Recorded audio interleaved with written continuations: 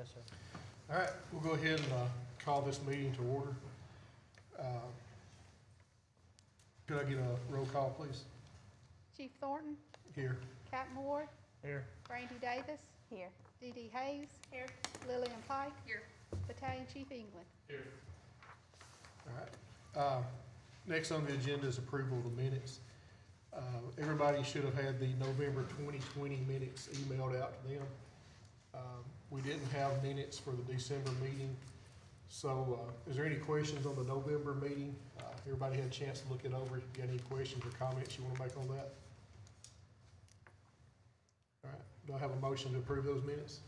Motion. All right, I have a second. Second. All in favor? Well, roll call, please. Captain Ward, Here. Brandy Davis, Here. Dee Dee Hayes, Here. Lillian Pike. Here. All right, minutes approved. Like I said, the December meeting, we canceled it, because of some scheduling problems and the high COVID rates, so we don't have any minutes for that. Old business, the performance bond. I think, Chip Herman and, Mr. Childers have been working on that. Do y'all want to give us an update on what we got going on with that? First response, no Hey, could you, they asked me, anybody that speaks, to come up to the podium because you can't hear, unless you're on the microphone. David Childers with first response. Chief, board members, there's been no change on the bond as of this time. So y'all been looking to get the bond, have you had any success, or are you still working on it with our legal department? Last email was between Mr. Marks and the bonding company and myself, and there's been no changes, no updates other than we're still not able to obtain a bond. Okay, and that was for the, excuse me, and that was for the $250,000 is what you was trying to get? Yes, sir, that was for that one as well, and I think maybe Mr. Marks could add a little light on that as well, but that's where we're at. Okay. Thank you. Yes, sir. Chip, have you got anything? That's my understanding. Okay. From Herman. All right. We'll have to, I guess, go then with city council, take that to them. I would recommend taking that off old business, and you and Ashley and I need to try to figure out how we're gonna Proceed with the CPNC. correct. Okay. But I would CPNC, but with The ordinance. that requirement of the ordinance. All right, next item on the old business is the plan for replacing high mileage units.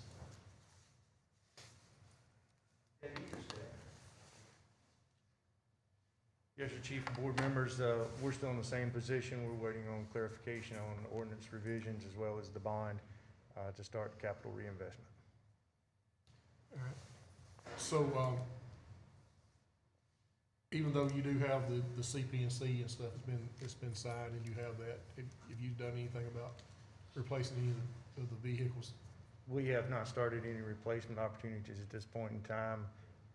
We've been directed that even though there was a CPNC put in place, that's a very fluid CPNC at this point in time with the ordinances as well as the bond. So we're waiting for clarification about both of those. All right, as soon as you get clarification on that, everything you just listed about the CPNC and the bond, how long would it take you to start the process, or how long would you think it would take you to get the new units in? We would immediately start the process of looking around and finding unit availabilities. You got any idea how long it would take to have one in service? Like weeks, months? Typically, when you look at putting the computer systems in the trucks and getting all the equipment that we require our units to have and the striping and so forth, it can be, once you have the truck, probably about a 4-week process once you have the truck on your lot.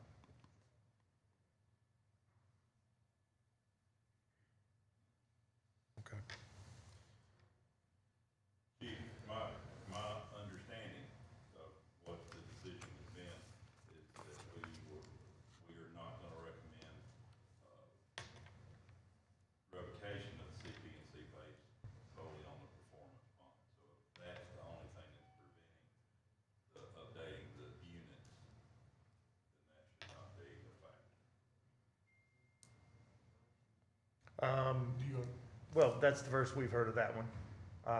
And also in addition to that, some of the ordinance revisions that we've shared with yourself and a couple of council members. Actually, I have a copy of that if the board would like to see those. I think it's a work in process. As we said before, we're not going anywhere. We're not leaving the city of Decatur. It's just a work in process that we're gonna have to all sit down and take up together. all right, if you just wanna stay there just for a second. Yeah. So you, Chief, one more thing, as a practical matter, I don't think it's logical to say we're not gonna get any more ambulances until the ordinance is precisely how we want it to be written. The key was they didn't think it was fair with the bond pending to make any effort toward replacing vehicles. That is not a factor anymore, I don't think, because the revision I got was a rewrite of the whole ordinance, top to bottom. And if their condition is until this is the ordinance we have, we're not gonna get another ambulance, I don't think that's reasonable.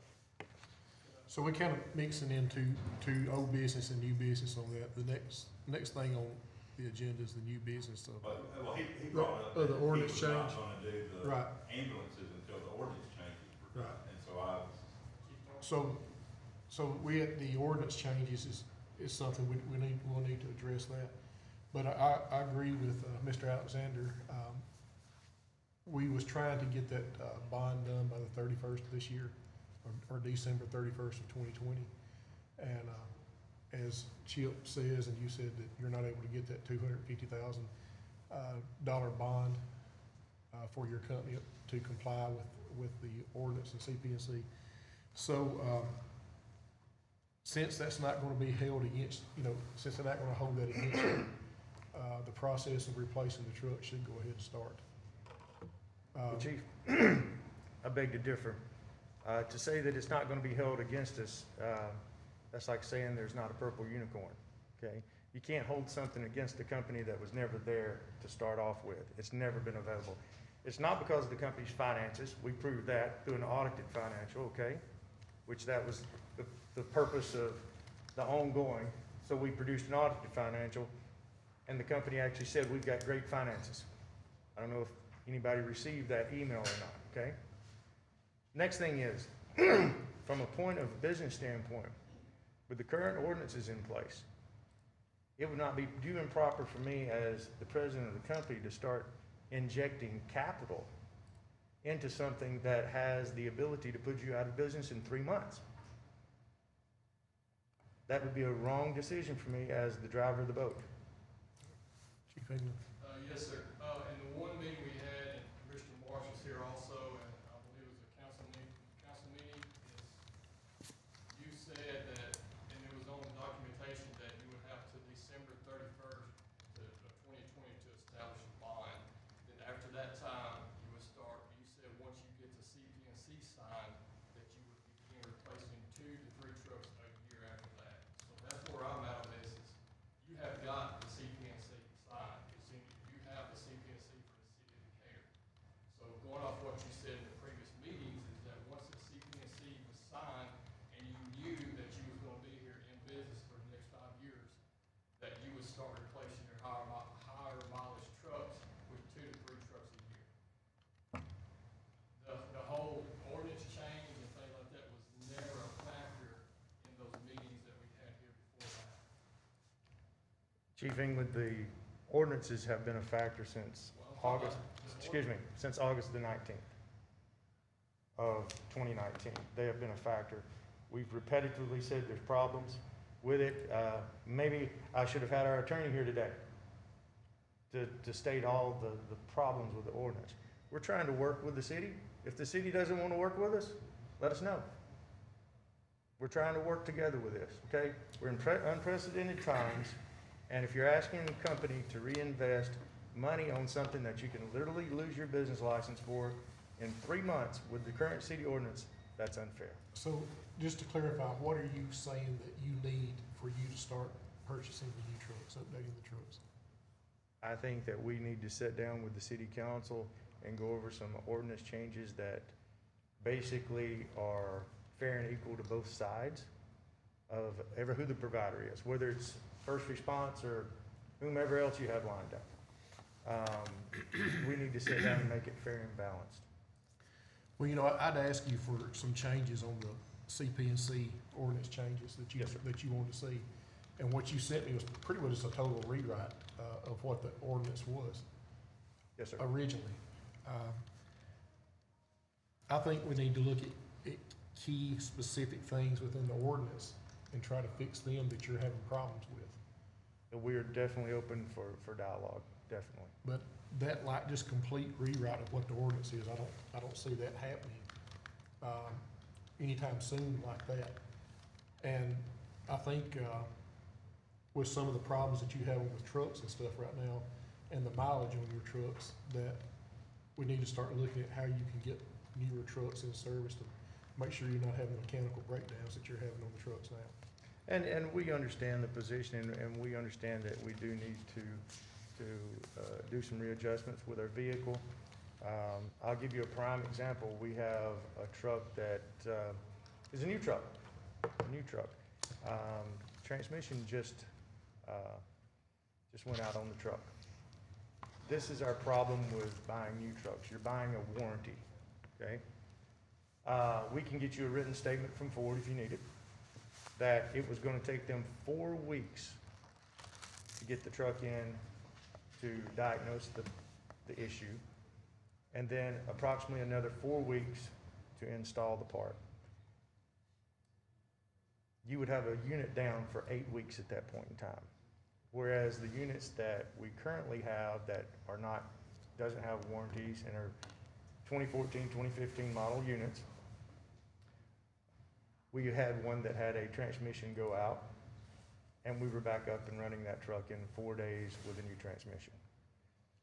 We think it's cost prohibitive to buy brand new trucks because obviously you're buying a warranty, and the warranty is really not something you can use unless you want an ambulance to sit there on the repair station lot for 8 weeks. I don't think anybody would argue with the fact that you don't have to buy brand new trucks. But the fact is, we need newer trucks that meet what the ordinance says, what the ordinance is asking for. And we've been talking about this ever since I've been doing this, and before the ordinance was even done last year, in times we've talked about that. Since the ordinance has been signed, or the CP&C's been signed, we've talked about it since then also. And we just keep talking about it, and we don't see anything being done towards getting a newer trucks. you Yes, know? sir, Chief. What I would suggest is to take the year limit and mileage limit off of a truck. And then that gives us, as a service, we have the ability to manage our own service at that point.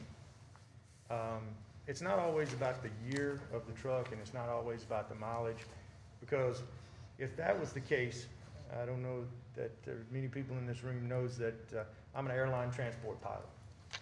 If we put a year limit on aircraft as well as a time limit on aircraft, we would all be driving everywhere we went. Your average 737 is 40 years old. Nobody knows that when we get in it. So I would suggest that we're allowed to manage our units. Obviously, if we have bad units, we don't want to continue to spend money on maintenance. That just makes no sense, because you're putting money in something, you still have the same product. But I would suggest that the time limit and the mileage limit be addressed within the ordinances. This will be, Chief, I want to make sure I understand, for over a year, we have been told, and I'd like you to verify this for the record, but for over a year, we've been told that they're not going to invest in any new trucks because of the looming bond issue. We've said today that we're not pursuing the bond issue anymore.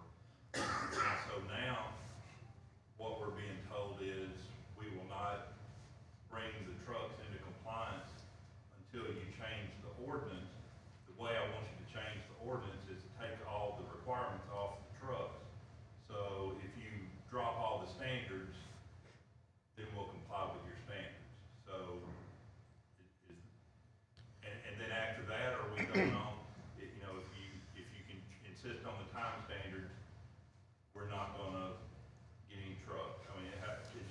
Pretty well. You said over a year. I don't know what the time frame is, but it has been for months And Chief, that we've been talking about if I this. may, I disagree. One of our attorneys, Mr. Moody from Huntsville, actually brought this factor up about the trucks at the very start of this ordinance. We have documentation to provide if that's necessary. Right, it was brought up and the council rejected it and put it in the ordinance anyway. Then let's put it before the new council. And unless we do that, you're not gonna try to get new trucks. Didn't say that. That's what it sounded like. You know, we could work this out a lot easier right here, without having to do that. I've told you before, I do believe the time and mileage on the trucks needs to be, adjusted as far as what the standard is right now. Yes, sir. I've never said, or do I even think that it should be taken out completely on that part.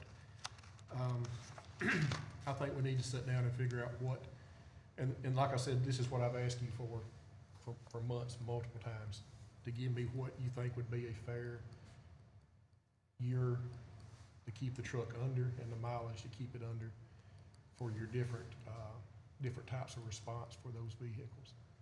For different ones, you know, you have your first line ALS, your BLS transports, and then your trucks that just sit on the lot to use a backup if you have trucks that are tore up. That's what you explained to me when we talked about this.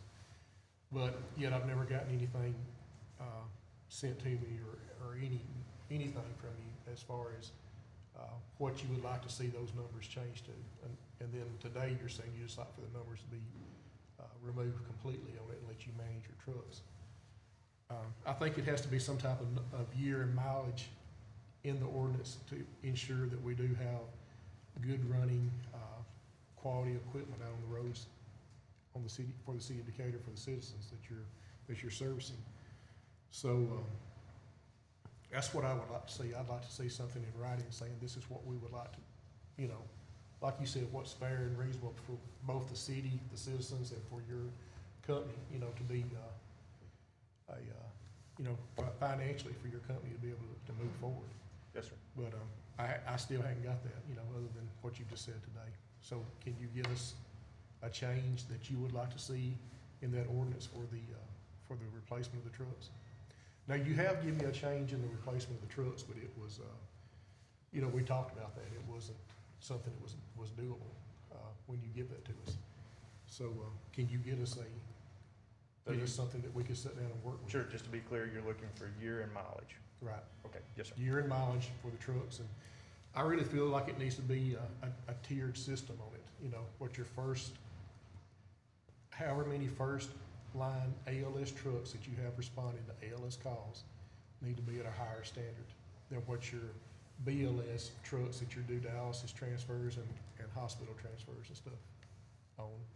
And then your backup trucks that you don't use, it's only for emergency situations when you have breakdowns of another truck.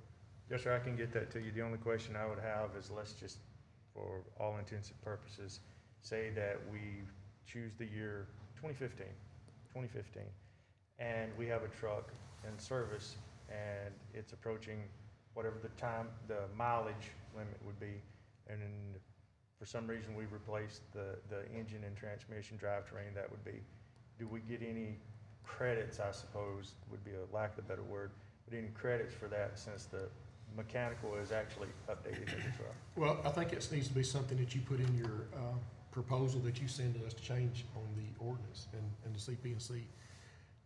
The last meeting we had in November, I believe, Ava made it a public announcement asking if it's any changes that you want to do with the ordinance, to send it to us in writing. I know you did send us this right here, but like I said, it's, you know, we went from 39 pages down to, I think, 24 pages of ordinance, and it was just, you know, give us something specific that you want to see the ordinance change to as far as mileage of the trucks is what I'd like to see. Yes, sir. Chief, can you say by the next meeting, maybe? Yes, by the next AR. Have it to us before the next AR meeting so we can have a chance to look at it. Can you do that? Sure. Like in 3 weeks, maybe? Sure. All right. One question, Chief. Mhm. So you're asking him to give you a year and a And mileage, and When I say year and mileage, I don't say his first line trucks, it Right. needs to be this year or newer yes, and this many miles or less. yes. And also, I would request that you put in there, if maintenance is conducted on the vehicle, an upgrade of an engine, an upgrade of a transmission, an upgrade of a drivetrain, that also be included in there. Yes, sir. Most definitely, sir. So that we can address that Right. too. Please. Yes, no problems. Thank you, sir. And also, if you have replaced like the box of it, if you've upgraded the back end of it, because I know you have that capability with ambulances, that you can do that. Do you have ambulances that you can take the box of the ambulance off and mount it on a completely new chassis? Yeah, remounts is what You we have- call you have it. any- We do have all the box trucks, not the van trucks, but all the type threes have the capability of doing remounts. And, you know, additionally speaking, you probably never wear a box out. I mean, maybe some upholstery or something like that in it, but, we do have that ability to go back with a type 1 or a type 3 cabin chassis. How many box ambulances do you have, do you know?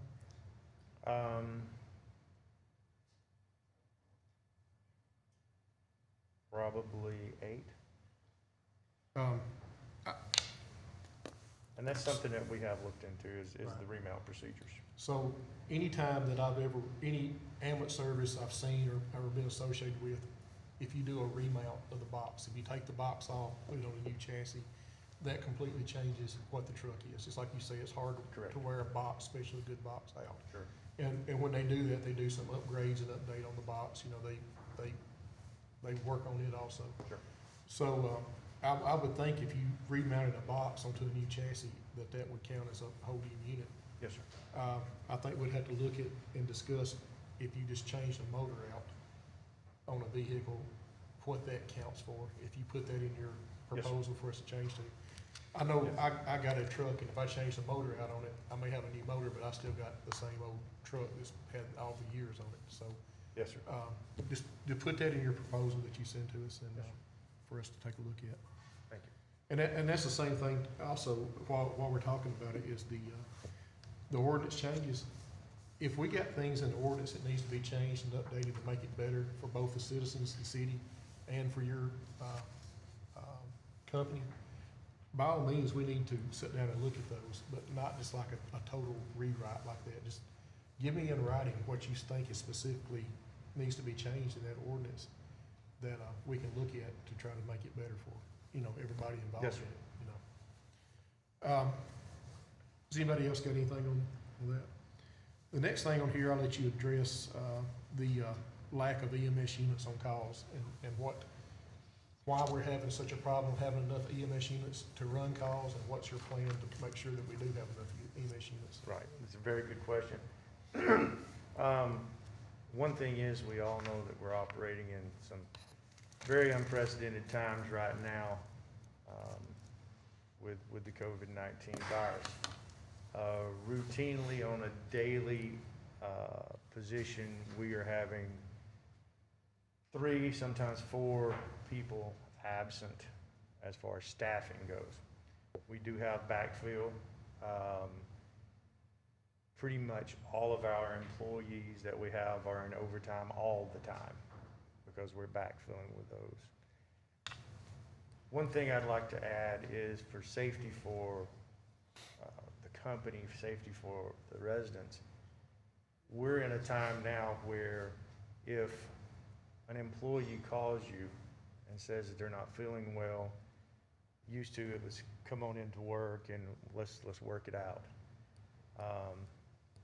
Now when an employee calls you, whether it's verified or not, and they're not feeling well, you just don't come to the building. You know, go get your COVID test, go through the CDC procedures, which we know can be a very, very lengthy process. And so 3 to 4 people on average that we're seeing every day that are calling off, but we're backfilling with overtime employees. That is one issue I think that is around the nation. I have a lot of contacts nationally, and everybody's experiencing basically the same problems. Another thing is Ms. Carey and I have spoken, Jason as well. You know, a few concerns with wait times. It's not a Decatur general problem. It's a national problem. So we're not trying to say that it's any one person's problem. You have hospitals that you're being held for 3 hours. You have hospitals that you're being held for 8 hours and so forth and so on. And that's taking your units obviously out of service. And when you're operating on a limited number of units at that point in time, that further compounds your issues that we are. Right now, according to the state, we are doing well with our backfilling of units and the number of units we run as diverse to what we normally run. We're doing really good compared to a lot of the services in the state of Alabama right now, a lot of the services nationally as well. So we're going to keep on asking our people to come in. Again, they're all operating in overtime, and they're enjoying the overtime. They'll tell you that. But that's how we're supplying our units at this point in time with overtime individuals.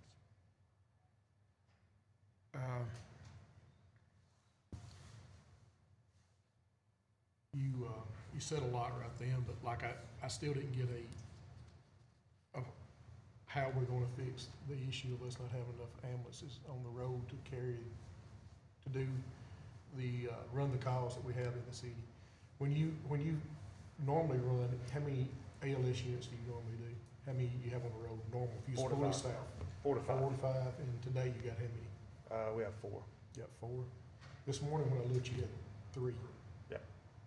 So Yes, you sir. got 3 ambulances. Yeah, it will fluctuate depending on what shift it is, and then depending on if the employees come in to pick up the overtime shifts. Again, we've been doing very, very well as far as employees coming in and backfilling. That may be true, but you may be getting employees coming in backfill, but I guess my question, just so I can clarify this, is multiple times a day, we have calls that are for ALS emergencies, and you're sending BLS trucks to it, Yes, sir. or you don't have any trucks, and we're having to pull from Limestone, Lifeguard, different places to come into the city to run calls, or have to wait for a first response truck to clear up. What can we do, even though you're pulling people overtime and paying them overtime to come in, what else can we do? Because as you say, normally you're 4 to 5, and today you got 3, so. 4 today. So it's up to 4 now? Yeah, you must have seen it at shift swap, because we have 4 units. Wow. The only thing that I can propose is again, to work with the hospitals. That's where our bottleneck is, if you will. It's not the number of trucks. If you look at the American Ambulance Association, National Ambulance Association, it says you're supposed to, the formulary is 1 ALS unit per 51,000 people. You can look it up. Victorville, California sued AMR1. They had 1 truck for 49,000 some odd people, that's unrealistic in the city of Decatur. The number of trucks we're running is an accurate number of trucks to run the call volume that's in Decatur. The bottleneck is happening when all the trucks get to one offloading spot and they're stopped there. They can't leave. It starts a Chernobyl effect at that point in time. So basically, you're saying it's because Decatur General's not taking your patients and not relieving the patients from the medics. That's why you're not able to. And I'm not saying Decatur General, I'm saying nationally, everybody's dealing with the same issues as this. Our trucks are getting held up at the hospitals. Yes, sir, and it doesn't matter if it's Decatur General or if it's Huntsville Hospital or if we transport a patient to UAB. All hospitals are seeing, and I'm not a hospital professional, so maybe I'm speaking out of my genre here, but this is a nationwide trend at this point in time that's happening. And we're bottlenecked at one specific area within the system. And that's what's causing the snowball that you're speaking about. I agree with you. It's a national problem, but we deal with Decatur General for the most part and Parkway. So what can we do to make this situation, since you're saying it's a bottleneck at the hospital, what can we do to make it better? I think that's a conversation that we need to have privately with the hospital on tossing ideas back and forth about what we can do in the hospital and what they can do in the hospital, and to make it a little bit more fluid if possible. So I think that's a So conversation. this has been going on for several months now, correct? It's been going on for a while, The yes, sir. bottlenecking. Yes, sir. Have you talked to the hospital about this at all to try to work out a plan to do anything with this? I think Ms. Carey and Jason's have spoke a lot. We have. A lot, and the hospital and us, we're on the same team. We know what's happening. And we're, both are not afraid to say what's happening. And we can work together, we can continue to work together, but until this pandemic subsides, to say the least, I think we're in this position that we work as a team and do the best that we can. If it can facilitate putting something in place inside the hospital with one of our personnel, and it's technically legal, for example, if a person comes into the hospital, we can have one of our personnel sit with the patient that's on the stretcher, and that crew can leave. Whether that's acceptable with ADPH, I don't know. Whether acceptable with the hospital, I don't know either. So I think conversations like that, since it's two private entities, would need to take place, and bouncing ideas off of each other. Can you schedule a meeting with you, Chief England, and Decatur General, to try to come up with some stuff that might solve that? I'm open for dialogue at any time. Will you schedule a meeting with her? Thank you. All right, I think it's Chief England. I have a question about this. This is coming from not the transport side of things, but from an emergency standpoint of stuff. Like Chief Thornton said earlier, we've had crews that was on scene of a residence for 15 minutes waiting on the ambulance from outside. So what I suggest is that we impose is we gotta take care of the 911 calls. These people, they need help. They need to get from their residence to the hospital, whether it be Decatur, Parkway, Huntsville, whatever. So what I suggest that we look at is that the biggest problem you have is, like you said, is the bottleneck at the ER, and it starts at the top of the ER, or not the ER, but the hospital, to get patients out, to get them rooms opened up, to get patients from the ER up to those floors, floor beds. That way you empty up an ER room in order for you to get them off your stretcher. I suggest we look at it, if y'all have, and I looked at this before it came up here, about 115, y'all had 3 ALS trucks and 1 BLS truck. If you have 3 ALS trucks or less, is that we try to pull from another service to come in and just handle the transfers. From Decatur Morgan Hospital or Parkway Hospital, handle the transfers going out. That way it frees your crews up to run the 911 calls in an area of Decatur that they're familiar with. That's a suggestion. In the ordinance, we can do that. The DFR chief can do that, or the EMS coordinator can do that. Because like you said, right now, we're in a pandemic, which I would consider a major emergency at this point. Because if we've got people at their house that need to be transported to the hospital, and crews are there for 20, 30, 40, 50 minutes, then we're not doing what we're supposed to be doing to help these people at all. That's not what we're here to do. And I think this is something that we really need to look at, is if we're not answering 911 calls, people are sitting at their house requesting help and not getting help. And we have failed the citizens. In all due respect, you paint a very grim picture that's not true and accurate. Yes, it is true, Mr. Childers. I have a crew. First of all, if you bring another service in to run the paying calls, this service will last about 8 weeks before we file bankruptcy. Okay? I'm not trying to So, do it. What I I'm trying to do is understand. take care of the citizens. Let us manage our service. Okay? We know how to do it, 21 years at this. Let us manage our service. If it was private and we could talk to the hospitals and other facilities within the city without fear of having the ambulance police called on us, then we could go to a hospital, nothing directly to Carrie. Hey, if you don't have us out here in 20 minutes, then you're gonna pay us $100 or whatever the cost of the crew would be. When you start taking money from people, that's when you start lighting that fire.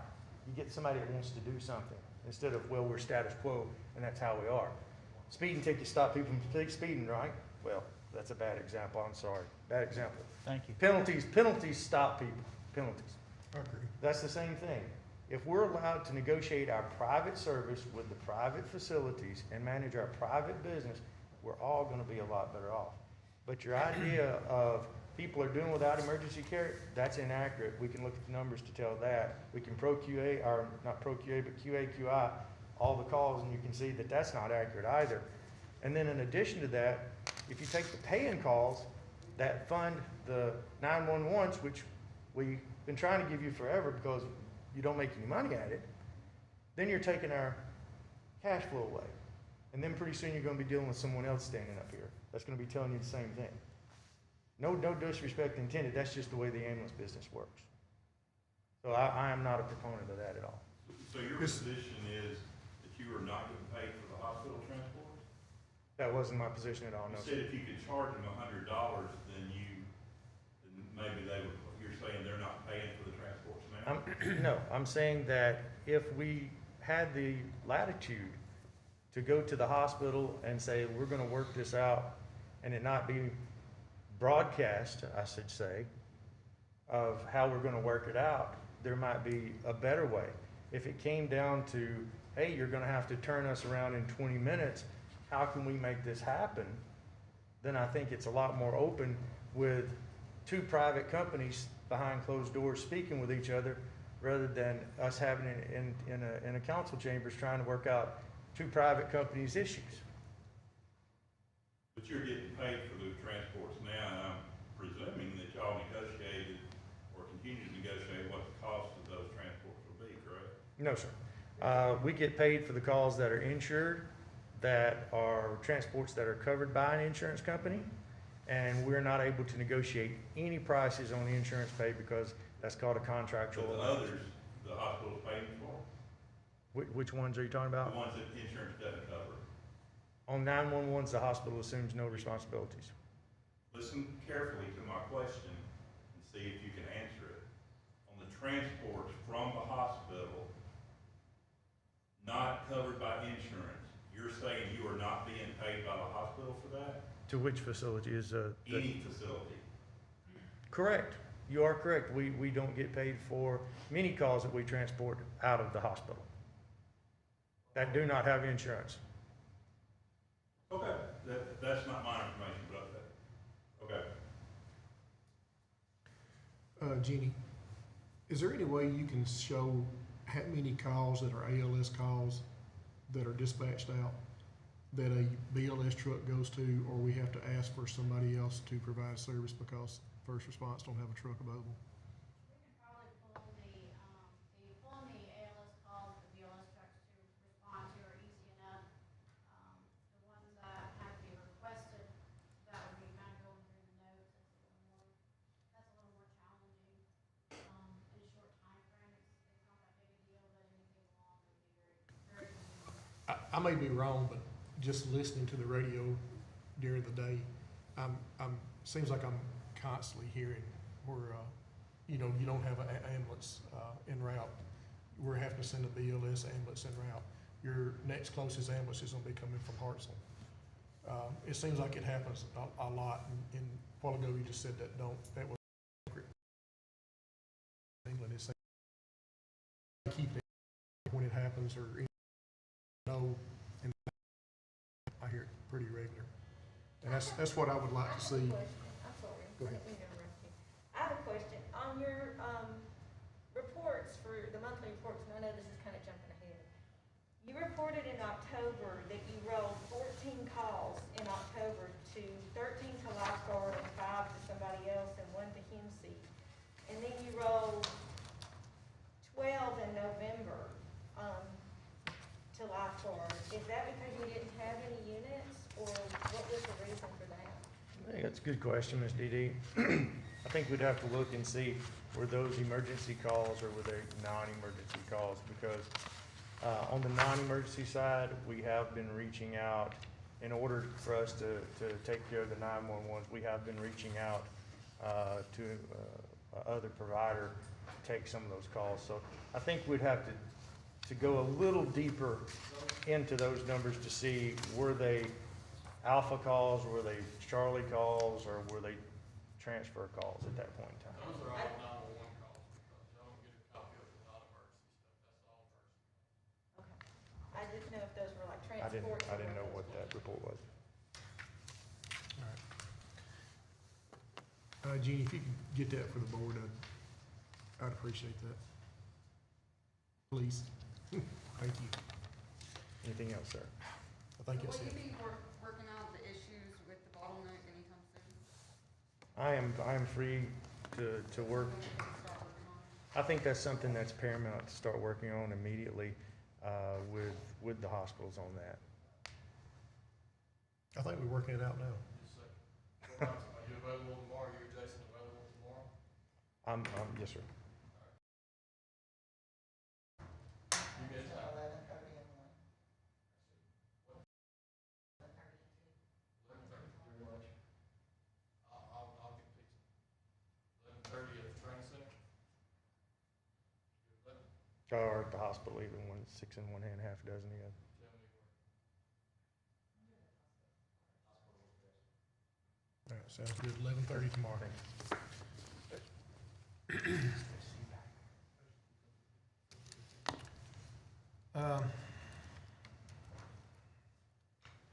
see. Chief England, there were some complaints turned in. Would you address those for us, please? And real quick, going back to ordinance changes, what I've done is I took what, Chief England. I took what, the Word document that Comcast and prepares, the new ordinance that he requested, all the ordinance, and I'll send it out to everybody as soon as I get back to get that. So, we had, in December, we had first response had the opportunity, or took the opportunity, just like everybody else, to file or file complaints. They filed 3 complaints against Decatur Morgan and Parkway. All those have been resolved with Ms. Wynn. Everything's good on that end. But I just have to make everybody aware that there was complaints filed. Also, in the month of December, there were 2 complaints filed. Dialysis Clinic Incorporated here in Decatur. One was on 6th Avenue and one on Highway 31 South. They was complaining, filed against first response for different things. One was a wait time for a patient. All those have also been resolved with DCI and first response have worked an agreement out with patients like that. So all the complaints you've got All of them have been resolved. taken care of. Do we have any outstanding complaints? No, sir. All right. Next thing on the new business, each year we have to nominate a new vice chairman of the ARB. So at this time, I'd like to take nominations for one of the board members to be the vice chairman of the ARB. Do I have any nominations?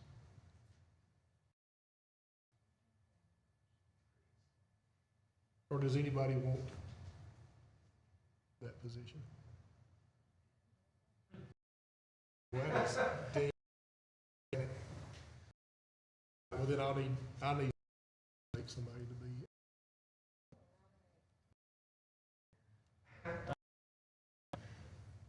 Gotcha.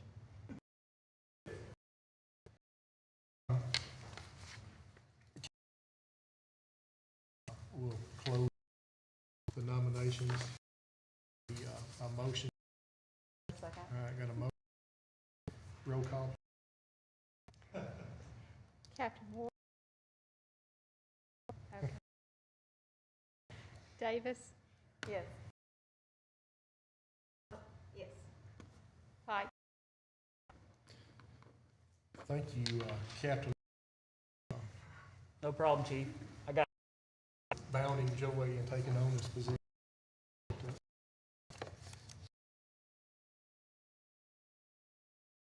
Looks like it's yours. Thank you. Chief England, you want to do the DFR month?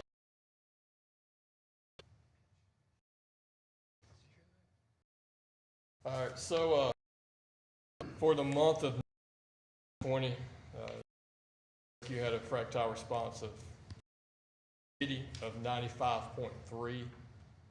For the PJ in that month, we had a 100 fractile. For November, inside the city limits, we had a 94.5. In the PJ, we had a 100%. For December, we had a 96.9 in the city, and in the PJ, we had a 100%.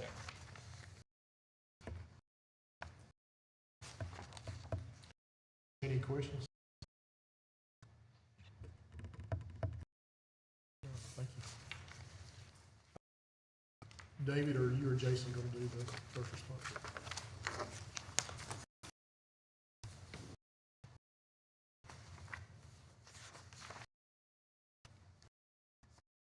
Good afternoon. Chief, what month is it? Over and over.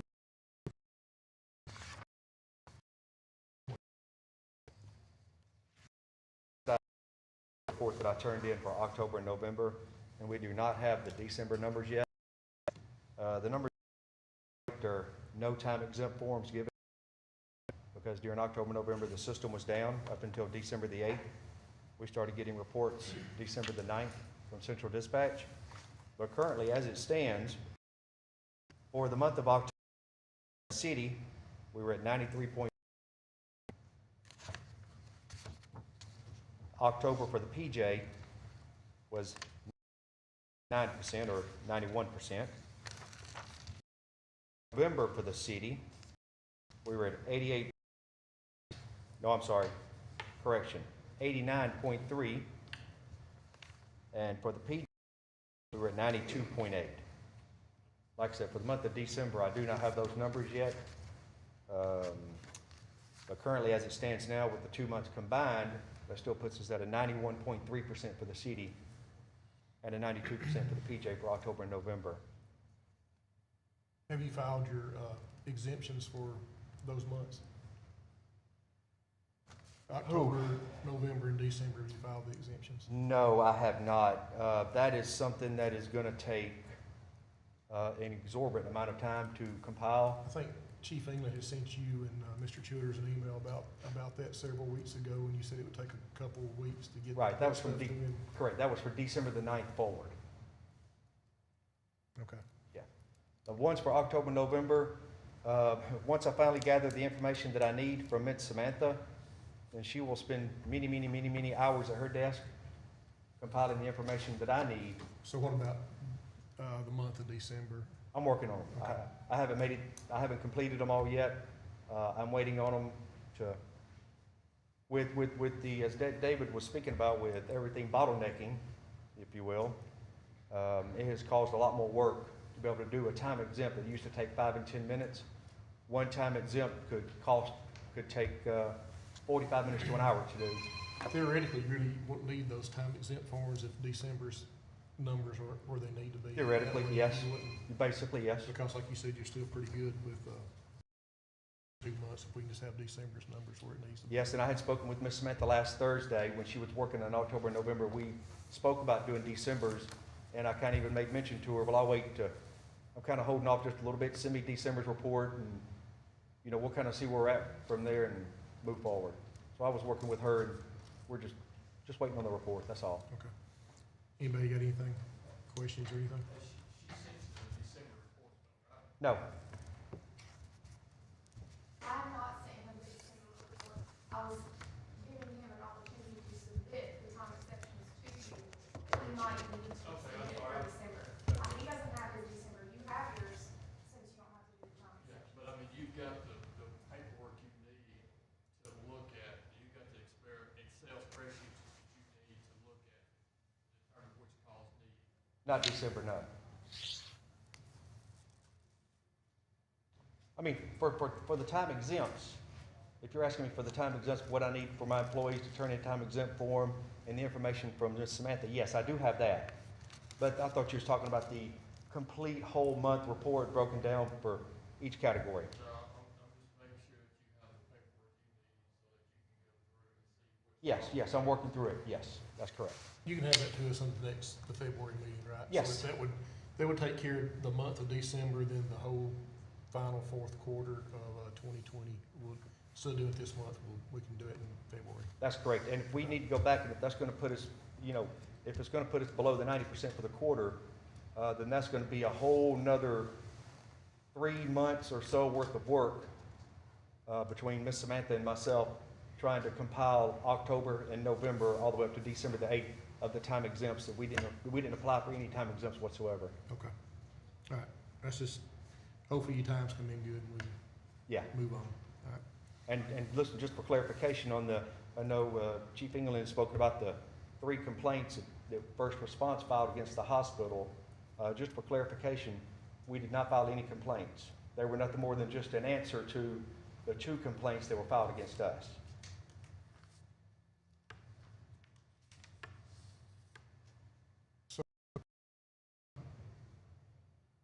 What you turned in on It was just for information only, that's it. complaint form about the hospital wasn't a complaint, it was like. It was on a form, but not a complaint form, correct? It was on a complaint form. No, sir. Yes, it was. All right. Okay, if you'll do me a favor, show me where it says complaint on the form.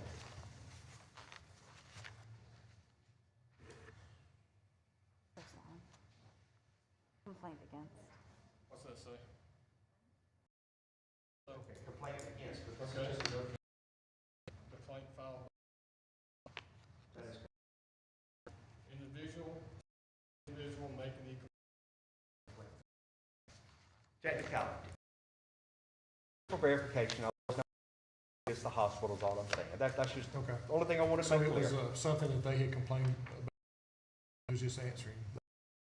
About the 2 complaints that got from 2 clinics about needed wait time, that I had to fill out the informational report. It was an answer to why we were held up at other places, because we couldn't get to these people. Was it about the DCI call? Yes, that's correct. So what you turned in was an answer to DCI, wasn't it? Basically, yes. Long story short, yes. Okay. I'm a little confused with that, because it seemed like, It's convoluted at it best. seemed like when I read that complaint form that we all have, it was a complaint against Decatur General bottlenecking up on the stuff, so. All right, good deal. And yes, you are correct, Chief. It does say filed under the signature, but that was a technicality. I'll correct that in the future. you want a form that, to give a response back to a complaint file, for you, Right. we need to create a new form, because this right here's got complaint in every box that was filled out by you. Maybe we need to have one that says complaint response form or something like that. That'll work. All right. So all I was looking for, just clarification, that I don't like to throw rocks and turn around and start filing a bunch of complaints just because something was filed on me. That is all. Okay. All right, thank you. Good enough? Yep. Thank you, sir. Has anybody else got anything today? Is it working good for you to be able to do those, turnarounds on your exemption forms now that we've given you a little extra time? Well, the 48-hour time has still not went in front of the council. So as it stands right now, the current ordinances still state 48 hours. But as far as over the weekend, I know that weekend thing was kind of giving you a little bit of a. No, like I said, the complaint that used to take, like when I got my reports from 911, not the complaints, sorry. When I got my reports from 911 that day, I can usually have the report, the exempt forms turned back around within 24 to 48 hours normally, but we had the little caveat, sometimes it takes a little longer. But now when kind of we're in a pandemic and a whole lot of other things affect the reasons as to why I may need to file an exempt form, I'm having to ask for a lot more information from Miss Samantha. And sometimes when it is on a weekend or it's a Thursday night, I don't think anybody except for her really has access to the information that I need. So it's easily taken 4 and 5 days to even attempt to complete a time exempt form. Yeah, because I think it was just over the weekend you were having that problem. Right. Yeah. Yeah. It's still an issue. It still hasn't been resolved, and we're still held to a 48-hour time standard according to the ordinances. That it? Or is there anything else you could, is that clarification enough, I guess? Okay, thank you. Thank you.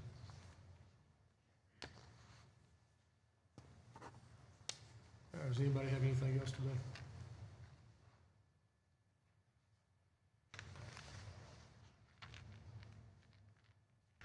Chief England? All right, good deal. All right, then, we can, have a motion to adjourn this meeting. I'm sorry, Chief, hang on a second. So, you mentioned earlier that you wasn't gonna be here at the next meeting, I was just picking him, I don't know. or second, I don't know if I'll be here next meeting. We need to postpone it, reschedule for the next day or whatever. Yeah, I was just speaking. All right, I get a motion to adjourn. Motion. Yeah, I got a motion. Meeting adjourned at,